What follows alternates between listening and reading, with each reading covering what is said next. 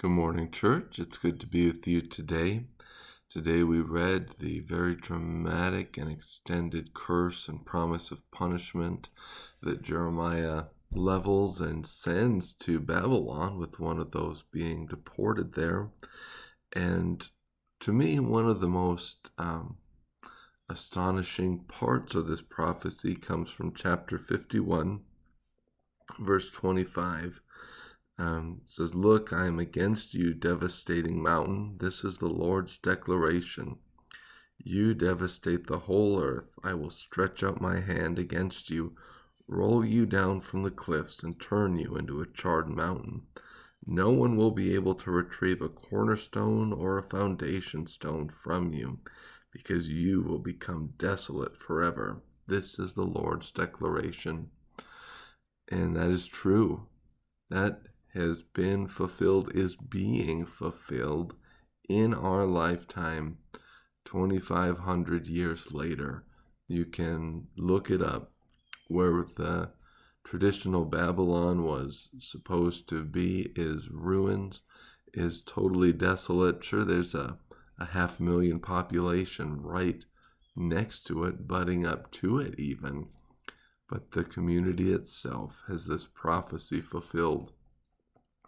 Another part of the prophecy against Babylon that I find striking is that God used Babylon as a tool, but that doesn't mean that what they did was forgiven or was okay.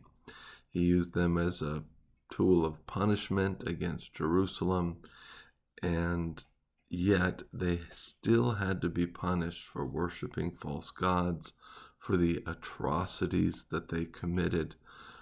When we see God do things like this, it does nothing to me but bring up his sovereignty. He is allowed to do what he wants because he is God, and he can use nations and peoples and kings as his agents of wrath, and then still require them to be placed under wrath because the things that they did were not right. And so we need to continually remember to derive our hope and our help from God. Listen to this little bit from 3 John.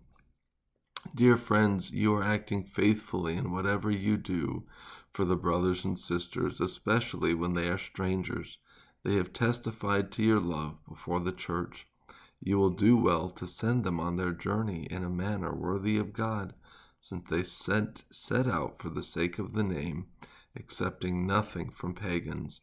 Therefore we ought to support such people so that we can be co-workers with the truth."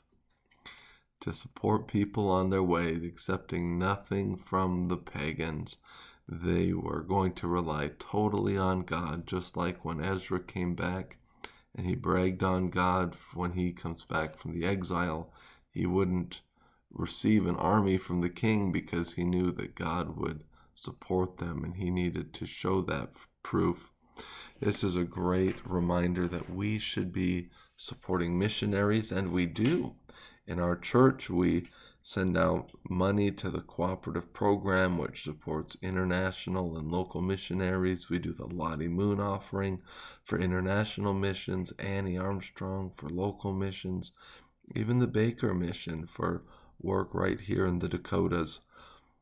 This is good work, and the reason we do it is these verses right here that says it is good to support people who are on the way for the sake of the name of the Lord, and we become their co-workers or co-laborers, and we love to do that. So let's not grow weary in doing that good, remembering that God is sovereign. He will bring justice and retribution on those in his time, and that in the meantime we support those who he has sent on mission. How beautiful are the feet on the mountains are those who bring good news. We want to help them bring it.